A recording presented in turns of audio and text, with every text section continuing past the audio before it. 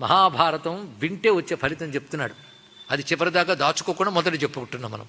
ధన్యం యశస్య మాయుష్యం శత్రునాశనమేవ చ పుత్రపౌత్ర ప్రదం పుంసాం సర్వైశ్వర్య ప్రదాయకం భారతం హి మహాపుణ్యం యశృణోతి దినే దినే సర్వతీర్థాభిషేకస్య ఫలమాప్నోతి మానవః.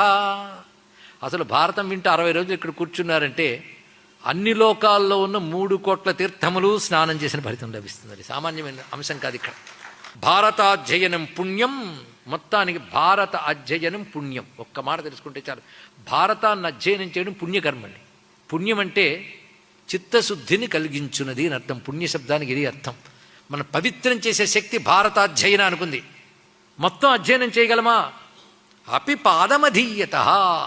అందులో ఒక పాదం, ఒక పావు భాగం అధ్యయనం చేసినా చాలయ్యా, నువ్వు పవిత్రుడు అయిపోయిపో. జీవుడు శుద్ధుడు కావడానికే కదా కర్మలన్నీ. భారతం వింటే చాలు శుద్ధుడు అయిపోతే ఇంకేం కావాలి ఇక్కడ. అది శృణు పాప భయాపహం సద్దధానస్య పూయంతే సర్వపాపాన్యశేషత. నేను చదివే నాకేం కాలేదండి అంటే అది కూడా చెప్పేశాడు భారతంలో. ఎవడు శ్రద్ధావంతుడో వాణ్ణి పవిత్రం చేయగలిగిన శక్తి భారతం అనుకున్నది. కొద్దిగా విన్నా సరే. అంతేకాదు భారతం పుస్తకం ఇంట్లో ఉంటే జయం చేతిలో ఉంటుంది అన్నాడు. భారతం భవనేయస్య తస్య హస్తగతో జయ. భారతం సర్వశాస్త్రాణం ఉత్తమం భరతర్షభ. ఏకశ్లోకముపి శ్రుత్వా అశ్వమేధ ఫలం లభేత్.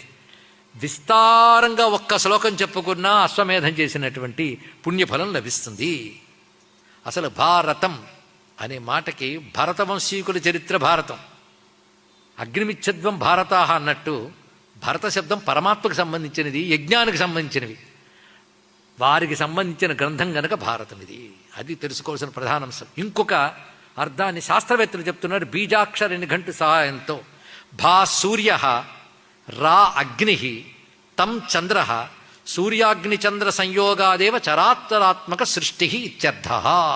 ఈ సర్వ జగత్తు కూడా సూర్య అగ్ని చంద్రాత్మకట. ఇందులో భా అనేది సూర్యుని, రా అనేది అగ్నిని, తమ్ అనేది చంద్రుని తెలియజేస్తాయి. మూడిటి సంయోజనం చేస్తే ఈ మూడిటితో ఏర్పడిన సృష్టి అంతా భారతమే.